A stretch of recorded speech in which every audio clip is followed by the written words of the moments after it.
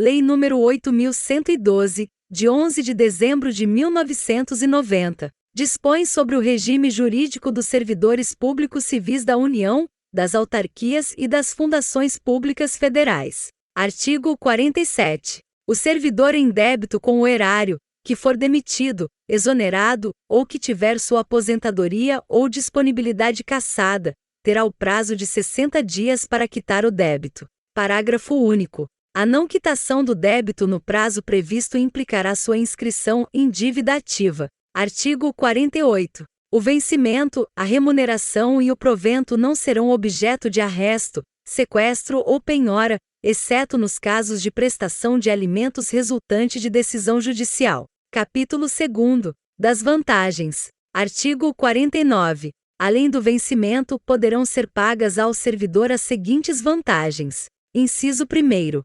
Indenizações. Inciso 2. Gratificações. Inciso 3. Adicionais. Parágrafo 1º. As indenizações não se incorporam ao vencimento ou provento para qualquer efeito. Parágrafo 2º. As gratificações e os adicionais incorporam-se ao vencimento ou provento, nos casos e condições indicados em lei. Artigo 50. As vantagens pecuniárias não serão computadas, nem acumuladas, para efeito de concessão de quaisquer outros acréscimos pecuniários ulteriores, sob o mesmo título ou idêntico fundamento. Seção 1ª. Das indenizações. Artigo 51. Constituem indenizações ao servidor. Inciso 1. Ajuda de custo. Inciso 2. Diárias. Inciso 3.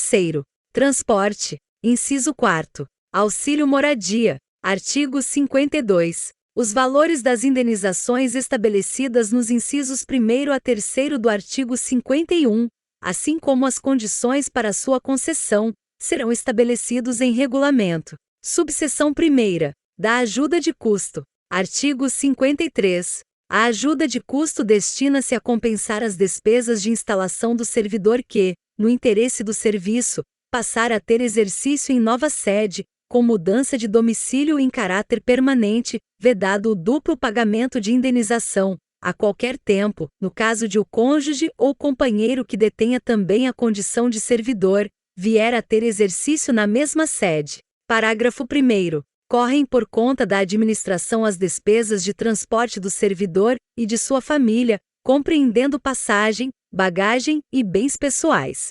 Parágrafo 2º. A família do servidor que falecer na nova sede são assegurados ajuda de custo e transporte para a localidade de origem, dentro do prazo de 1 ano, contado do óbito. Parágrafo 3º. Não será concedida ajuda de custo nas hipóteses de remoção previstas nos incisos 2º e 3º do parágrafo único do artigo 36. Artigo 54. A ajuda de custo é calculada sobre a remuneração do servidor, conforme se dispuser em regulamento, não podendo exceder a importância correspondente a 3 meses. Artigo 55. Não será concedida ajuda de custo ao servidor que se afastar do cargo, ou reassumi-lo, em virtude de mandato eletivo. Artigo 56. Será concedida ajuda de custo àquele que, não sendo servidor da União, for nomeado para cargo em comissão, com mudança de domicílio. Parágrafo único. No afastamento previsto no inciso 1º do artigo 93,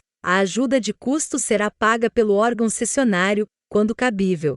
Artigo 57. O servidor ficará obrigado a restituir a ajuda de custo quando, injustificadamente, não se apresentar na nova sede no prazo de 30 dias. Subseção 2ª. Das diárias. Artigo 58. O servidor que, a serviço, afastar-se da sede em caráter eventual ou transitório para outro ponto do território nacional ou para o exterior, fará jus a passagens e diárias destinadas a indenizar as parcelas de despesas extraordinária com pousada, alimentação e locomoção urbana, conforme dispuser em regulamento. Parágrafo 1º. A diária será concedida por dia de afastamento, sendo devida pela metade quando o deslocamento não exigir pernoite fora da sede, ou quando a União custear, por meio diverso, as despesas extraordinárias cobertas por diárias. Parágrafo 2º. Nos casos em que o deslocamento da sede constituir exigência permanente do cargo,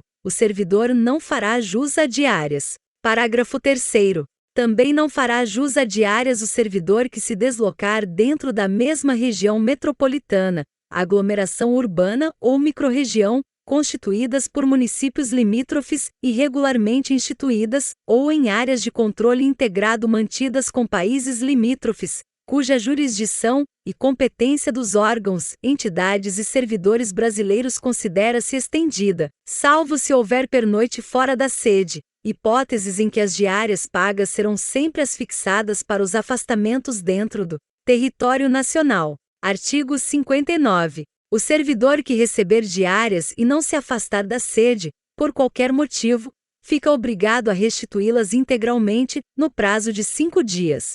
Parágrafo único. Na hipótese de o servidor retornar à sede em prazo menor do que o previsto para o seu afastamento, restituirá as diárias recebidas em excesso, no prazo previsto no caput. Subseção 3ª. Da indenização de transporte. Artigo 60. Conceder-se a indenização de transporte ao servidor que realizar despesas com a utilização de meio próprio de locomoção para a execução de serviços externos, por força das atribuições próprias do cargo, conforme se dispuser em regulamento. Subseção 4ª. Do auxílio moradia. Artigo 60-A. O auxílio moradia consiste no ressarcimento das despesas comprovadamente realizadas pelo servidor com aluguel de moradia ou com meio de hospedagem administrado por empresa hoteleira, no prazo de 1 mês após a comprovação da despesa pelo servidor.